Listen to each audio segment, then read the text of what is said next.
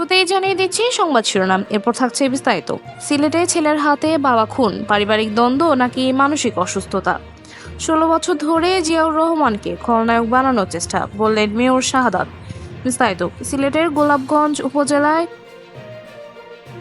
এক মর্মান্তিক ঘটনা ঘটেছে। পারিবারিক দ্বন্দ্বের জেরে ছেলের হাতে বাবার নৃশংস মৃত্যু। বৃহস্পতিবার সন্ধ্যায় উপজেলার জাঙ্গালহাটা গ্রামে 60 বছর বয়সী দুলুর মিয়াকে তারই ছেলে সুলতান আহমদ দা দিয়ে কুপিয়ে হত্যা করে।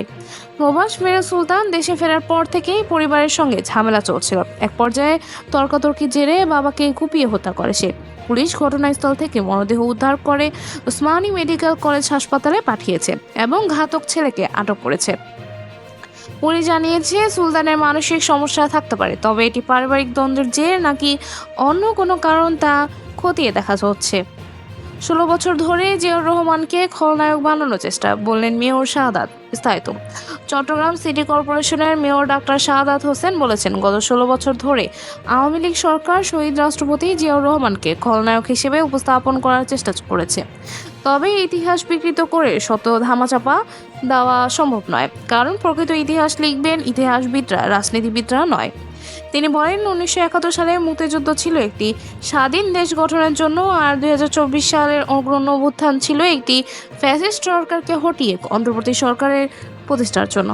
তাই ইতিহাসের এই পার্থক্য সবার মনে রাখা উচিত। মরহুম আবু বকর ফাউন্ডেশনের উদ্যোগে দুস্থ ও অসহায়দের মধ্যে ঈদবস্ত্র বিতরণ অনুষ্ঠানে মেয়র এসব কথা বলেন।